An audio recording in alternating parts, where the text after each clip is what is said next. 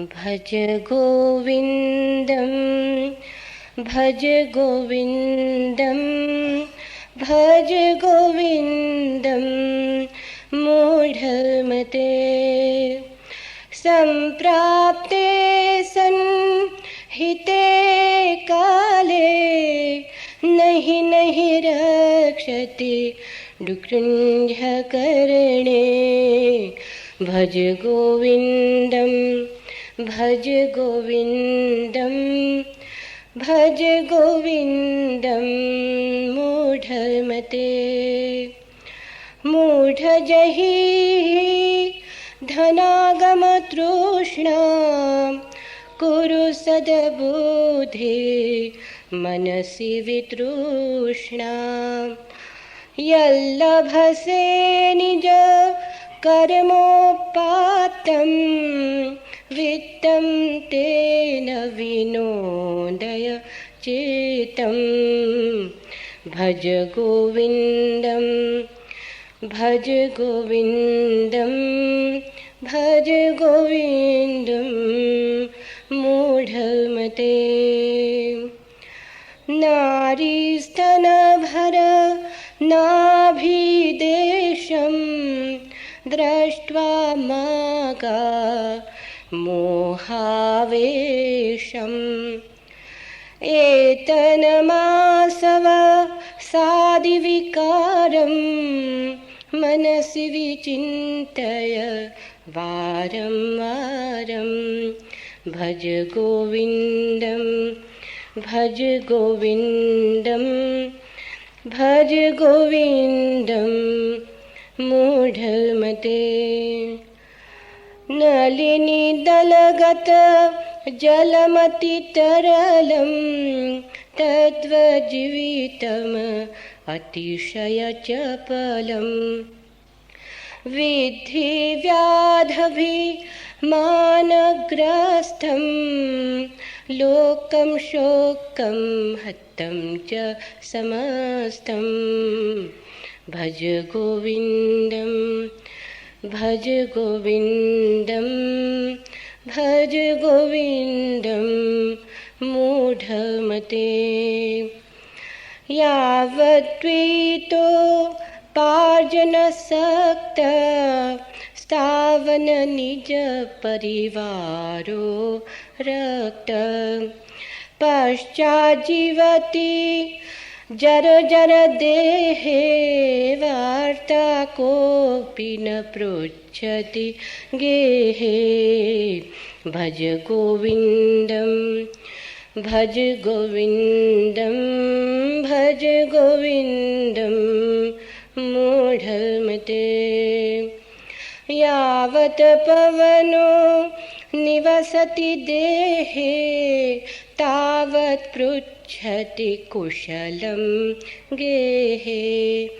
गतिवति वायो देहापाये भार्या बिभ्यति तस्मिन् काये। भज गोविन्दं भज गोविन्दं भज गोविन्दं मूढमते। बालस्तावत् क्रीडासक्त तरुणस्तावत् तरुणीसक्त। वृद्धस्तावत् चिन्तासक्त परिब्रह्मणि को अपि न सक्त। भज गोविन्दं भज गोविन्दं भज गोविन्दं मूढमते। सम्प्राप्ते संहिते काले नहि नहि रक्षति डुकृञ्जकर्णे। भज गोविन्दं भज गोविन्दं भज गोविन्दं मूढमते।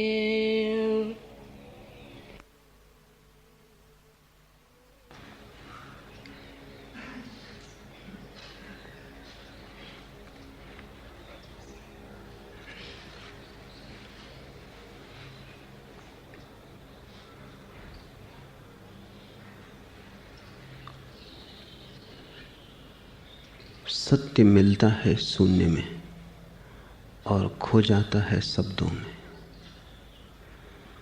सत्य मिलता है मौन में, बिछुड़ जाता है मुखरता में।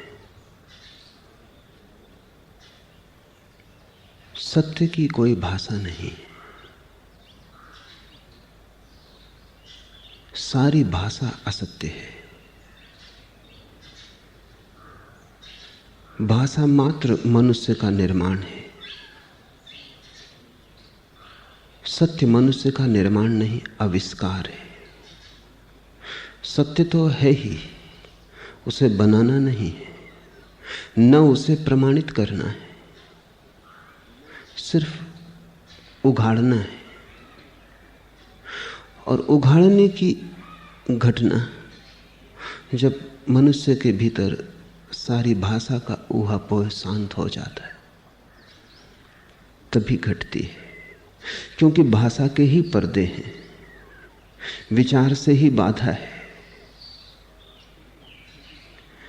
यह बहुत बुनियादी और प्राथमिक सूत्र है समझ लेने का। बच्चा पैदा होता है, कोई भाषा उसके पास नहीं होती, न कोई शास्त्र लेकर आता है, न कोई धर्म, न कोई जाति, न कोई राष्ट्र। उतरता है शून्य की भांति। शून्य की पवित्रता अनूठी है। शून्य एकमात्र कुंवारापन है, बाकी तो सभी विकृत है। उतरता है एक ताजे फूल की भांति। चेतना पर एक लकीर भी नहीं होती, जानता कुछ भी नहीं, लेकिन बच्चे की जानने की क्षमता शुद्ध होती है। दर्पण है, अभी कोई प्रतिबिंब भी नहीं बना, लेकिन दर्पण की क्षमता पूरी है, शुद्ध है।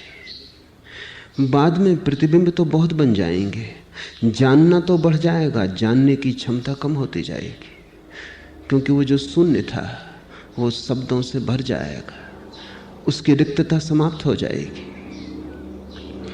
जैसे दर्पण पर प्रतिबिंब बने और चिपकते चले जाएं, अलग ना हो, तो दर्पण की झलकाने की क्षमता कम हो जाएगी।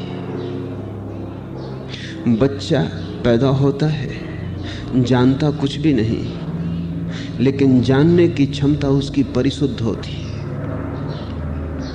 इसलिए तो बच्चे जल्दी सीख लेते हैं, बूढ़े मुश्किल से सीख पाते हैं, क्योंकि सीखने की क्षमता ही बूढ़े की कम हो गई। मन भर गया, स्लेट पर बहुत कुछ लिखा जा चुका, कागज अब कोरा नहीं है।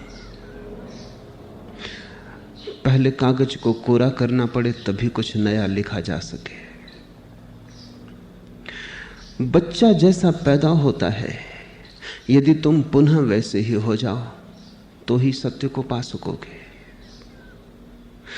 तो एक जन्म तो बच्चे का है और एक जन्म संतत्व का।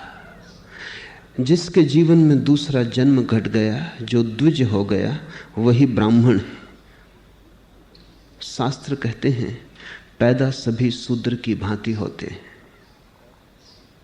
कभी कोई विरला ब्राह्मण हो पाता है, से सब शूद्र की भांति ही पैदा होते, शूद्र की भांति ही मर जाते। ब्राह्मण कौन है? वह नहीं जो वेद को जानता है, क्योंकि वेद को तो कोई भी जान ले सकता है।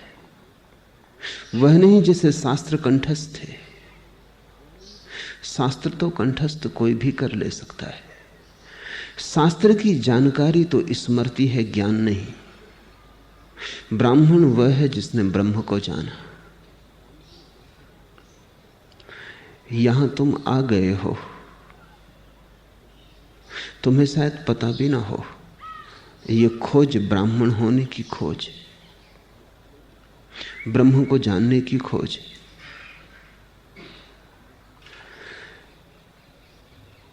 इस मधुर गीत का पहला पद शंकर ने तब लिखा जब एक गांव से गुजरते थे और उन्होंने एक बूढ़े आदमी को व्याकरण के सूत्र रटते देखा। उन्हें बड़ी दया आई।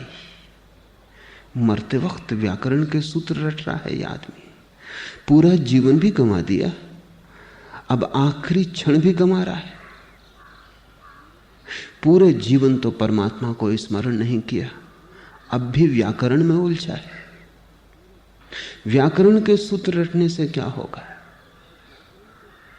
स्वामी राम अमेरिका से वापस लौटे। अमेरिका में उनका गहरा प्रभाव पड़ा। आदमी अनूठे थे, अत्यंत जीवंत वेदांत था उनमें, नगद था परमात्मा, उधार नहीं। एक ज्योतिर्मय पुंज थे। अमेरिका के सरल हृदय पर उनकी बड़ी छाप पड़ी। अमेरिका का हृदय बहुत सरल है। सरल होने का कारण है क्योंकि अमेरिका का कोई अतीत नहीं, कोई परंपरा नहीं, कोई इतिहास नहीं, कुल 300 वर्ष पुराना देश है। बच्चे जैसा सरल चित्त है, बहुत परतें समझ की, ज्ञान की, शास्त्र की नहीं। राम को लोगों ने पूजा, उनके वचनों को ऐसे सुना जैसे वो अमृत का संदेश लाए हो। लोग उनके साथ नाचे और गाए। राम भारत वापस लौटे तो उन्होंने सोचा कि अमेरिका जैसे देश में जहां धर्म की कोई परंपरा नहीं, जहां लोग बिल्कुल ही भौतिकवादी हैं, जब वहां मेरे वचनों का ऐसा प्रभाव हुआ और मेरे व्यक्तित्व ने ऐसी लहर पैदा की, तो भारत में तो न मालूम क्या हो जाएगा। लौटता हूं अपने घर जहां की परंपरा हजारों साल पुरानी। कब प्रारंभ हुआ जहां का इतिहास सब अंधकार में खो गया है, इतना लंबा है। जहां वेद लिखे गए, उपनिषद रचे गए, गीता निर्मित हुई, जहां बुद्ध, महावीर और शंकर जैसे लोग पैदा हुए, वहां मेरी बात तो ऐसी पकड़ी जाएगी जैसे मैं हीरे बांटता हूं। जब अमेरिका में जहां लोग पदार्थवादी हैं, जो ईश्वर को समझ ही नहीं पाते, जिनके ईश्वर से सारे संबंध टूट गए, जब वहां ऐसा चमत्कार हुआ तो भारत में क्या ना होगा। लेकिन भारत में जो हुआ वो राम ने सोचा भी ना था। ये सोचकर कि उचित होगा कि भारत में प्रवेश मैं काशी से करूं, क्योंकि वही नगरी है। भारत के सारे सौभाग्य का इतिहास काशी के कण कण में छिपा है। बुद्ध ने अपना पहला प्रवचन वहां दिया, शंकर ने अपने विश्व विजय की घोषणा वहां की, वहां जैन तीर्थंकर हुए। काशी से पुराना कोई नगर सारे संसार में नहीं। जेरूसलम भी नया है, मक्का और मदीना भी बहुत नए हैं। काशी प्राचीनतम तीर्थ है,